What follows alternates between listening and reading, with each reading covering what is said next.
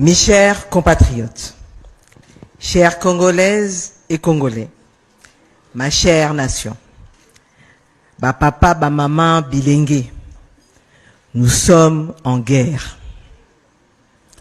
Notre mère patrie est menacée. Notre voisin, le Rwanda, et ses supplétifs du M23, AFC, ont décidé d'un plan de destruction de notre nation en menant une guerre meurtrière sur notre territoire. Ce n'est pas la première agression, ni la première guerre que le Rwanda mène sur notre territoire pour ses visions expansionnistes et le pillage systématique de nos ressources naturelles. Dans leur aventure meurtrière, ils tuent consciemment des milliers d'innocents, détruisent des vies de femmes qu'ils violent, bombardent des écoles et hôpitaux, tout ce qui peut contribuer à la construction de l'avenir de notre pays. Mes chers compatriotes, cette guerre a trop duré. 30 ans, ça suffit. Aujourd'hui, le Rwanda, avec malheureusement la complicité de certains de nos compatriotes, veut porter atteinte à ce que nous avons construit depuis plusieurs décennies. Un avenir commun, une cohabitation pacifique, un relèvement économique dans le nord et le sud Kivu et à travers toute la République démocratique du Congo. Ils prennent pour compagnons de guerre la haine, la division et la manipulation des faits pour des fins de propagande, pour attiser des tensions au milieu de la population et nourrir leur projet de génocide des Congolais. Mais le peuple congolais est uni.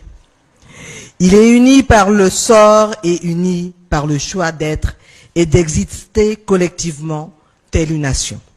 Oui, nous avons compris le jeu de l'ennemi et nous ne nous laisserons pas aller à cette destruction planifiée de ce qui nous est cher.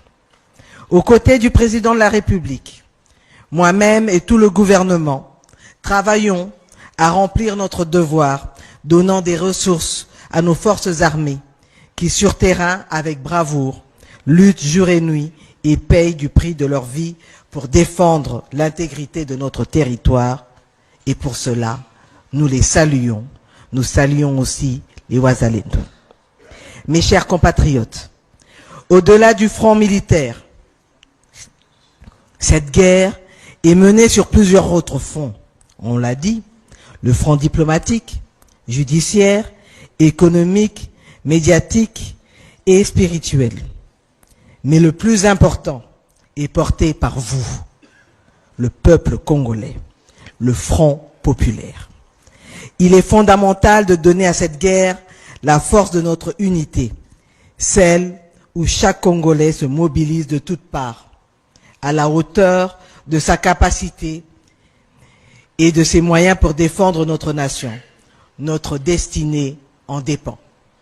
C'est pourquoi, dans la suite des actions portées par le président de la République, et comme nous l'impose notre hymne national, le debout congolais, nous vous invitons, Congolaises et Congolais, du Congo central, du Haut-Katanga, du Lualaba, Olomami, les Congolais de la Chuapa, de l'Équateur, de Kinshasa, du nord et du sud du Bangui, du Bas et Haut-Ouélé, Congolais du Maniema, du sud et du nord Kivu, du Kasaï oriental et central, du Sankuru, de la Lomami et du Tanganyika, Congolais de la Tchopo, du Olomami, de l'Ituri, du Kwilu, du Kwango, du Maïndombe et de la Mongala. Tous de nous tenir debout avec toute notre volonté pour défendre notre mère patrie, la République démocratique du Congo. Batoto ya Congo, tushimame. Totelema po eza likambo ya mabele.